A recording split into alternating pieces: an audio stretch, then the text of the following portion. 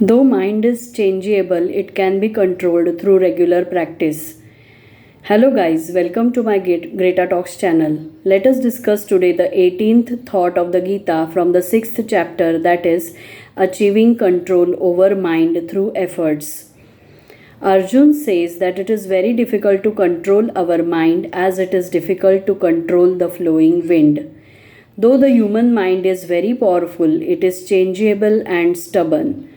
Krishna replies that although it is difficult to control it, it is possible for the dutiful self to achieve the control over mind with effort and non attachment. A hard-working and self-controlled mind can be obtained by taking efforts. A balanced life is possible only if there is self-control. Nothing is possible if the mind is not controlled. So friends, the question arises is how should be our behavior? Concentration of mind is essential to control our thoughts.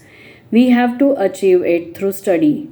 We should not think that our mind is unreliable, as every human mind at first is in the same unreliable position. We should gradually achieve concentration by doing continuous study at regular intervals.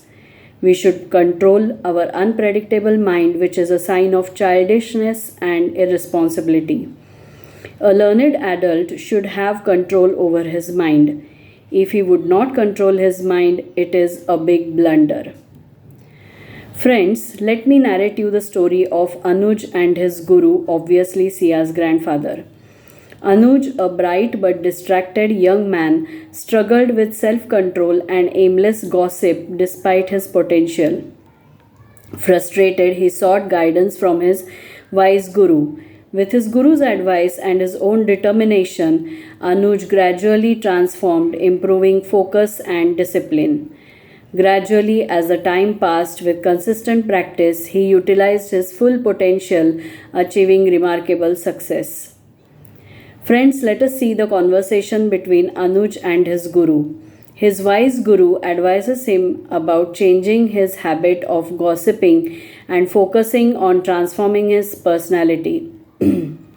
Anuj says, Guruji, sometimes it is difficult to stay away from my friends when they gossip. I feel it is a way to connect with them. Guruji says, Anuj, connection built on the foundation of idle talk is easily broken and temporary. True connection comes from shared wisdom, kindness, and actions that bring light to the world. Anuj says, Guruji, please guide me about the way to change my habits. Guruji says, my child, gossip results in the wastage of time and energy. The words should be used to build healthy relationship.